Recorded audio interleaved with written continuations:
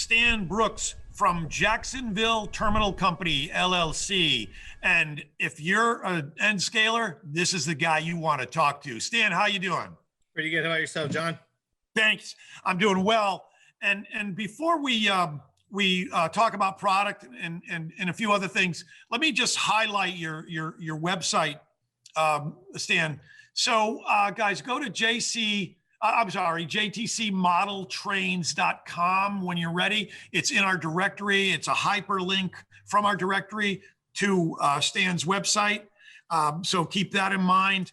And what Stan really was talking to me just before off the air, guys, was the level of detail. So when you go down to any of the products, those are products of the actual models that you could purchase. So go and look at that stuff. The variety is incredible. The level of detail is incredible, and make sure you check that out. And as you look at the website, you can see there's a search mechanism up at the top. You could log in, you could create an account so you could come back and visit, all that kind of stuff. But they are incredible with what they do. And with that, Stan, if you do me a favor, yes, sir. Because I really took an interest in it. Tell us first a little bit about what Jacksonville Terminal is all about, and then obviously tell us how you formed the company, and then finally what the heck you guys sell. And I mean that in a nice way, because the detail is like unbelievable to me. So tell us first about what the real terminal is all about. So Jacksonville Terminal was all it all came about just from two of us N-scale modelers who we knew there was a shortfall in the N-scale industry, especially in intermodal. And we knew that we could do something bigger and better with current technology and the amount of research that goes into our containers and the passion that we have for the containers, and to know that not every container is just a container. If you start looking at a container, you'll notice there's differences, and we tend to tool those differences into our different tools for each product that is made out there. So Jacksonville Terminal Company was an old terminal company, switchyard. We still have the building here. It was a passenger terminal. It's now a convention center. One of the individuals that's involved in the company, his father used to work for Jacksonville Terminal Company. So there's some history behind there, and we are in Jacksonville, Florida. So that's why we kind of stuck behind the JTC name there. And that's cool. And just little aside for a second, what's the temperature down there right now? I think it's 71. Jeez. Well, we're like a tenth of that here. Yeah, so usually on a Sunday afternoon, we're there and we're wondering, are we gonna catch our 6:15 flight out right after the show and head south, or are we gonna miss our flight? And today we would be wondering, are we gonna get hit with a snowstorm tomorrow? Oh, that's a good point. That's right. So that gives you when the show closes at 5. That gives you like an hour and 15 minutes to get down to the airport. That's correct. We usually can pack up our stuff in about 25-30 minutes. And we're very lucky that it's in scale, so it's tight and compact, which is perfect for anybody. Hey, perfect for anybody who's tight on space. In scale is the way to go. Very true, actually. Hey, let's see some of the stuff. Let's see some of your product. I'm looking forward to it. Yeah, so I'm gonna run through some of our stuff. Please note that everything is tooled down to the most detail that we can get in scale. Our latest release that we have is our Operation Awareness Response Norfolk Southern Safety Train set that we went out and we tooled a whole new 20-foot container. This container has doors on both ends, which typically you don't. It's got venting on this side. And those placards are not just stamped on there. Those are placards that are built into the tooling. They're not glued on. They're not going to fall off. Those large placards are tooled into it. So you'll see a lot of this stuff coming from us because we like to be prototypically correct. All of our containers come with IBC pins. The tank containers, because they ride on the bottom of a well car in the belly, they don't have magnets in them. And so the 20 footers, the 40 footers, 53s, 48s, they all have magnets in the bottom and metal on top. And that's all to create the compatibility and also the polarity. You don't have polarity issues with that setup. If you had it the other way around, you would have polarity issues potentially, but you would also have a top heavy container, which is not what you want to run. Interesting. So that's a very unique set that we have released. We released it last week. We are sold out of them. So if anybody wants them, you're gonna have to contact your dealer. We highly suggest, if you like our product, to go to your nearest dealer. Ask your dealer to get our product. They can order our product from our 2 national distributors, Hobby Time and Heartland Hobbies. I mean, that is where we support this whole supply chain. And that's where, if you have a dealer that you want to shop with, tell them they're probably getting some type of product from there. Go get it. They can get our product. Another new release we had that was also in the next, like the last month, in the next 2 months, these are our military containers. This is, Air Force, Marines, Army. We have a potable tank container as well. We have some more patch jobs, and that's something else that we do as well, as we put patches on there so that older containers are always reused. And then we also have part of that camouflage, or the military, or the camouflage containers, which I think we're sold out of these as well. So we like that the modelers are interested in our product. A lot of modelers actually send us suggestions, which we like, because that kind of helps us keep what's going on in the market. We're not just sitting here laid back saying, okay, this is what we're going to do. We're here listening to the modelers to bring something new to the market. Our other latest releases are 53-foot containers. I'm going to show these in sets.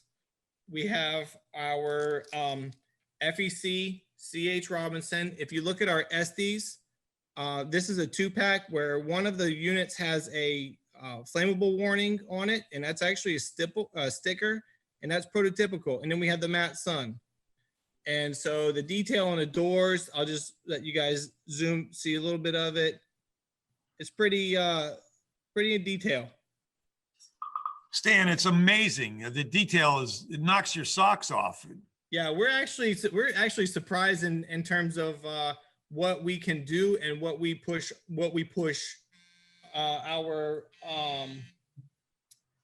our engineers and team to do, because sometimes they say, oh, well, you can't do it. And we're like, just try. So we just get a little bit more of this. This is our 855-8 series, same with the previous ones that I sent you or showed you. We have Twin Logistics, Universal, the XPO, and EMP, and on the bottom is our holiday container. And part of our the detail that goes into this is on like our front ends. Some have vertical ribs, some have horizontals, some have GPS units. We tool that into our tooling.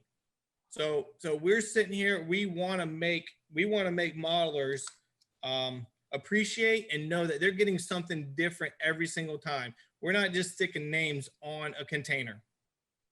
We're not doing that. We will do that because we have our Visionary series, which the HO modelers out there may be very intrigued with this, but it's going to be an N scale first because we focus on N scale. And so part of our Visionary series, this is our first set, which is VO, VM, and AM. And I don't know, most of the HO modelers know these. These are well-known model railroads that have been created by the owners to create a railroad in a history. So we're going to be producing those in the Visionary series, as well as our MOPAC, and we also have Brooks Transportation. So this is something where, like, Brooks Transportation doesn't have containers. Our Visionary series is saying if they did, this is what it would look like. And so it's a fantasy. We'll do some other thing. We're going to do some other products that maybe the industry hasn't, the real industry hasn't moved towards, but we'll put that out there. We're gonna create that vision. Hey, this is what it would have looked like if we could have done that. Our next thing that's coming is our tooling. We've got tooling completed for our 53-foot chassis that are highly anticipated, and 20-foot chassis. Never been on the market. So one of the big things that I love to point out is I have a 40-foot one container here, and this is our chassis. Most of the time you can't pick that up because, or you can't pick them up at the same time. Our chassis are built with metal plates, and because of the magnet, it'll just suck itself up whether it is on there correctly or not. But our IBC pins and the holes in the chassis allow it to line up properly. And so as a modeler, you can change stuff out pretty easily without being frustrated that it's not compatible. So our product line is compatible. Every single container that we produce, compatible 20s, 40s, 48s, 53s. There'll probably be some 45s coming out. You never know. We need to know from the market. We love the feedback from the modelers to help us know what to produce. What are we looking for? What else is coming? We have our gate entry kiosk, which would be for like an intermodal yard. You can use that intermodal yards. You can use it for parking lots, parking garages. It's a gate. It's got highly detailed features on it, conspicuous striping, black and yellow, along with cameras. They're not functional, but there's some curbing, and we're going to do some that match some of the big names, like a Maersk. You know, you're going to see a Maersk blue out there, so you could use a yard. You can use it for parking garages. There's a variety of stuff that you'll be able to use our gate entry kiosk for. And then finally here, we're running, we got some new tooling coming for 2021. We have our 40-foot high cube refrigerated series that will have 8 different front ends. And that's going to be the different toolings. I believe we have 5. We've got a ton of different manufacturers. You're looking at Thermo King, a Carrier. Every manufacturer has designed their own refrigerated unit. We're going to have that, and we're going to tool their tooling, and they're going to look great, as well as adding a gen set to the top of it, so that models will be able to move that interchangeably between the different 40-foot high cubes if they want.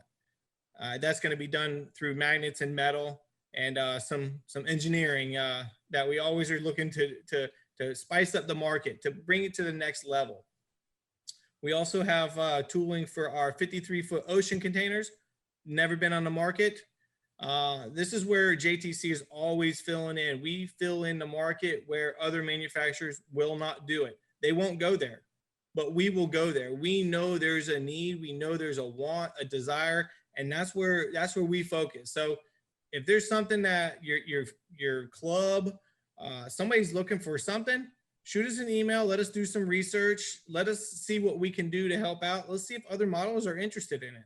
And that's what we like to do, is just to feel the market, to know where are we going. That 53-foot ocean container is complete new tooling.